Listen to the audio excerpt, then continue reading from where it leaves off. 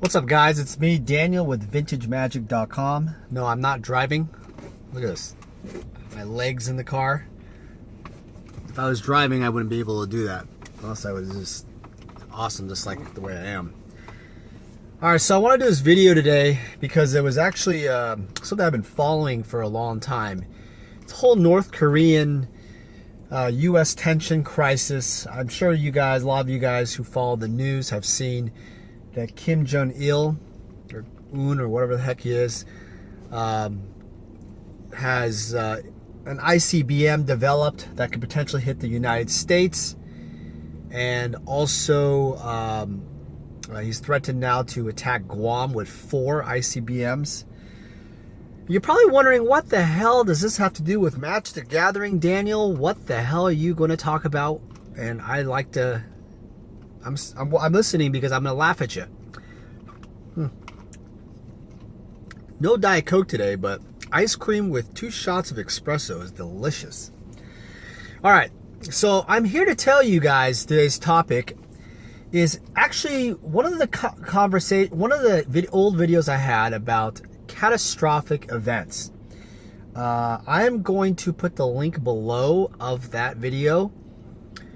But I think it has tremendous relevancy in this conversation. I don't think anybody's actually talked about this. I wonder if anybody's going to watch this video, but it has tremendous relevancy to today's collectability market because think about this, guys. I want you guys to pay attention very carefully. If North Korea was to go to war with the United States, and you know they're going to bomb Seoul. You know they're probably going to nuke Japan. I'm not sure if they're going to be able to nuke LA or Seattle, where I live area. Well, I'll probably be dead. Well, there goes the percentage of reserve list cards. But that's what this conversation is about, is the what-if scenario. But the thing is, the what-if scenario actually could be a reality. Wow. I never thought the technology advancement of North Korea could accelerate to this level so fast. But the thing is, I always knew in the back of my mind it was going to happen, and we're going to have to deal with it, and honestly, we're going to have to go to war. But going to war with North Korea while they actually have the threat is horrible. We should have stopped this a long time ago. And by the way, that's my politics rant for this video. But let's talk about the catastrophe event of Magic the Gathering if North Korea was to bomb significant areas. Okay, first off, I don't think South Koreans have a lot of Magic the Gathering old school reserve list cards. I probably have a few of those customers in South Korea. But I think that would be probably the most hit. I do think, though, if North Korea nuked Tokyo or parts of Japan, and by the way, I don't want anybody to get nuked, but it's looking like that direction. It's because something's going to happen. A war is going to happen. But let's say this happens. You would see Armageddon, like the card, Armageddon, in major population areas like you've never seen before. It's crazy how... I mean, it's going to be sad. But from a collectible card standpoint, the collectible cards are going to be destroyed, everybody. Artwork, potentially. Prints. Sketches. Altered cards. Signed cards. Artist proofs, it doesn't matter what it is. Decks. People in the Magic the Gathering community in Japan is so big. I want you guys to think about this. Japan is actually one of the biggest markets for Magic the Gathering. And if they got nuked, there would be a significant supply change in the marketplace. Now let's talk about the United States. If for some reason the United States got nuked, if LA or Seattle, or I don't know. I don't think they're going to hit New York yet, but let's say we prolong this thing. Something happened. If that happened, you would see population drops of cards go down dramatically. And there is absolutely no way that you're going to be able to reprint this stuff. Now, I'm not sure if Wizards would reprint the reserve list if something like this happened. What do you guys think? Do you think that would happen? Is that the out that Wizards has? If there was a significant crisis, do you think Wizards would then reprint the cards based off of the fact that due to like a catastrophic events, they have this out legally or something? I don't know. That could be. Could be. I mean, if enough supply goes away, they could say, well, because of the fact that a lot of supply is gone, or a large supply has been hit, sadly, we want to obviously continue the interests of people who want to play the game. We want to make it available now. I don't know. What would happen though? What would happen, everybody? Well, this is what I think would happen. I've been thinking about this before. I'm going to Home Depot here to get some more racks for the house. I gotta put more Magic card stuff together. So, this is what would happen. If there was a catastrophe of any level, that's small or large, whatever, depending on the scale of the nuclear bombing situation and the loss of cards, I would predict actually a big spike, a huge spike in value of cards. Spikes that you have never, ever seen before. Oh man, huge.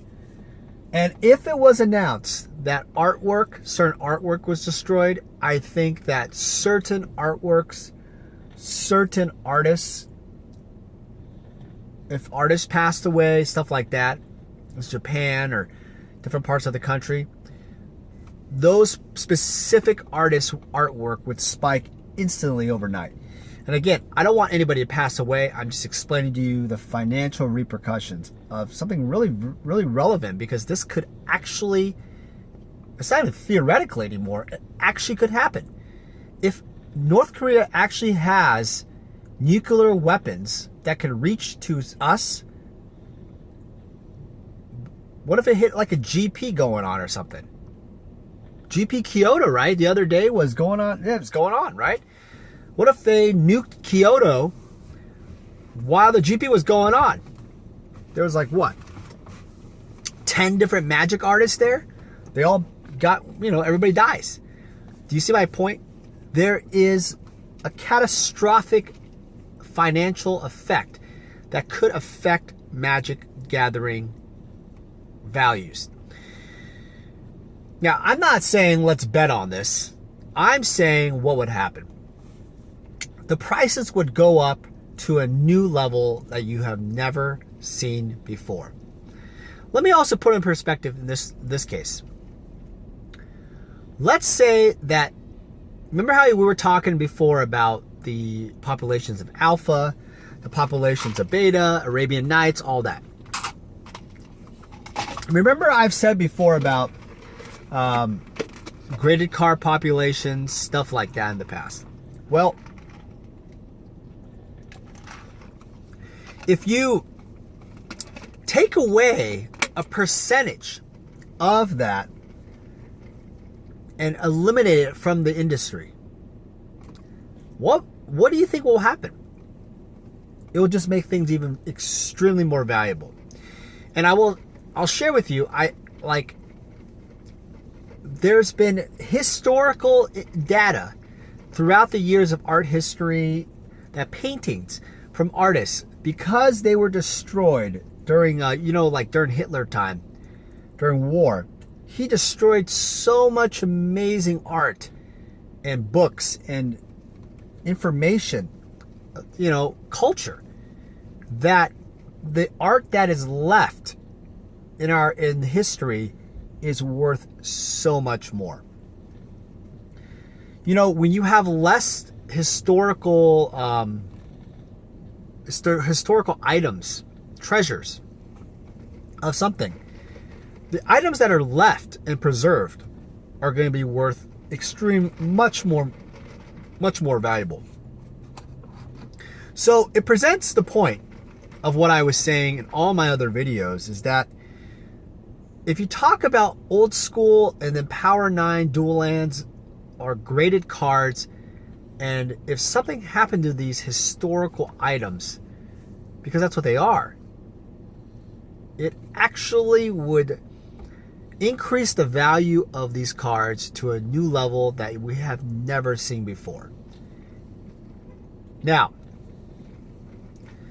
I know some of you guys would be like, well, Dan, how am I going to... I'm going to put my